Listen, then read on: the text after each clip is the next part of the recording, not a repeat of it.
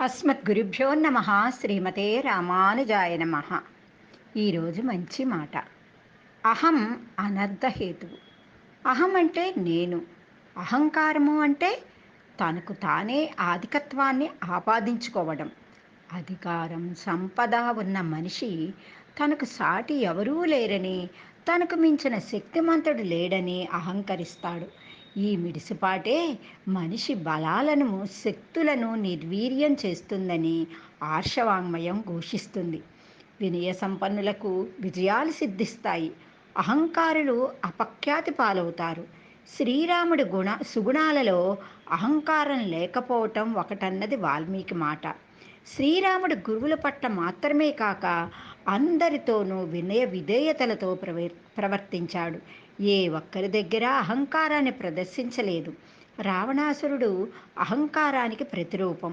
సీతాదేవిని అపహరించాడు, అశోకవనంలో నిర్బంధించాడు.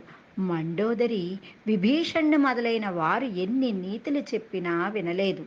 చివరకు రామబాణానికి గురయ్యాడు. ఎంతో అహంభావంతో విర్రవీగిన వారు ఎప్పుడో ఒకప్పుడు తమ ఉనికి ఎంత అల్పమైందో తెలుసుకుని పశ్చాత్తాపపడతారు. జ్ఞానోదయం కలిగాక ఆ సృష్టికర్త పాదాల మ్రోల వాలిపోతారు. శ్రీకృష్ణుడు అండదండలు ఉన్న పాండవులతో వైరం వద్దని కురువృద్ధులు, శ్రేయోభిలాషులు దుర్యోధనుడికి ఎంతగానో చెప్పారు. అహంకారంతో ఆ మాటలను అతడు పెడిచెవిన పెట్టాడు. చివరికి కురువంశ నాశనానికి కారణమయ్యాడు. పెను తుఫాను మహావృక్షాలను పెకిలించి వేస్తుంది. సహనంతో తల వంచిన గడ్డి పరకను కొంచెం కూడా కోల్చలేదు. అందుకే ఎన్ని జటిల సమస్యలు జీవితంలో ఎదురైనా అహంకారాన్ని ప్రదర్శించకూడదు. సహన సంపద మనిషిలో మానవీయ విలువలు కలువలు పూయిస్తుంది. ఆత్మస్థైర్యాన్ని, వివేచనను ప్రసాదిస్తుంది.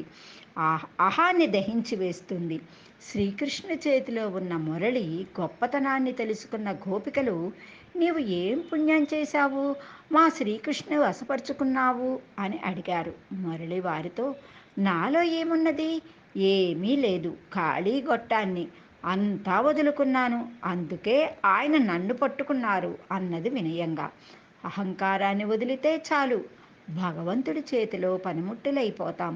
ఆయన చేతిలో మురళిగా మారిపోతాం. మురళిలాగా మనిషి కూడా నేను అనే అహంకారాన్ని వదలాలి. నిమిత్రమాత్రంగా ఉండాలి. స్థిత ప్రజ్ఞతో వ్యవహరించాలి. అప్పుడే ఆ భగవంతుడు అనుగ్రహాన్ని పొందుతాము. జై గోవింద. సర్వే జనా సుఖినో భవంతు. లోకా సమస్తా సుఖినో భవంతు.